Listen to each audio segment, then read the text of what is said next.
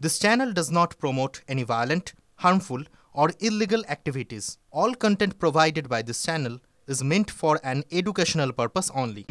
আর অপদার্থ বিধায়ক হুগলিতে বসে বসে ভাঙড়ে কিভাবে উন্নয়ন তো দূরের কথা কিভাবে অশান্তি তৈরি করে দেওয়া যায় সেই চেষ্টা চক্রান্ত ষড়যন্ত্র করছে।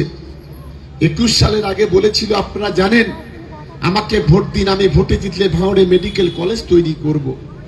আমাকে ভোট দিন, ভাঙড়ে যুব সমাজের ছেলেদের চাকরির ব্যবস্থা করব। আমাকে ভোট দিন, আমি যদি ভোটে জিততে পারি ভাঙড়ে একটার পর একটা রাস্তা তৈরি করে দেব, পানীয় জলের ব্যবস্থা করব।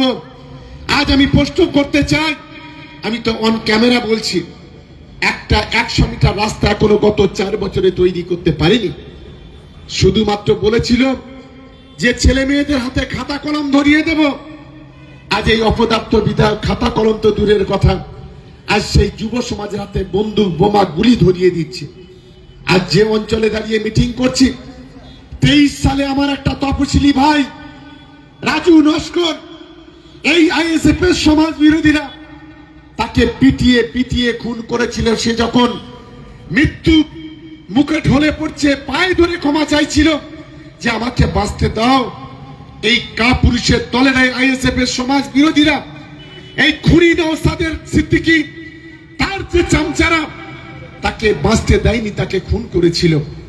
আমাদের এই বামুনঘাটাতে প্রায় 12 থেকে 14 জন তৃণমূল কংগ্রেসের কর্মী, কারোর হাত ভেঙে দেওয়া হয়েছিল, কারোর পা ভেঙে দেওয়া হয়েছিল, কারোর মাজা ভেঙে দেওয়া হয়েছিল। ভয়ঙ্কর পরিস্থিতি তৈরি করেছিল। একটা সন্ত্রাসবাদী জঙ্গি নেতা আজকের গোটা ভাঙড়ের মাটিতে এই ধরনের কর্মকাণ্ড করেছে। দেখুন, শওকত মোল্লা সাহেব আমার সম্পর্কে ইতিপূর্বে অবাঞ্ছিত মন্তব্য করেছে, তার জবাব কিন্তু আমি কোর্টের মাধ্যমে নিচ্ছি। মামলা চলছে, তাকে কোর্টে টেনে হাজির করেছি।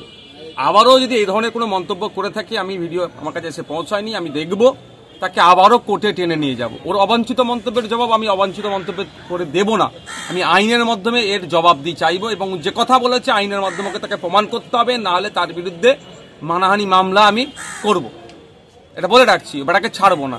আর যদি আমি অনৈতিক দেশবিরোধী কার্যকলাপের সাথে যুক্ত থাকি, আমাকে স্পিকার স্যার এখনো কেন অ্যাসেম্বলিতে অ্যাক্সেস দিচ্ছে, কেন আমাকে রেস্ট্রিকেট সেখানে করছে না, সেখান থেকে কেন আমাকে বহিষ্কার করছে না?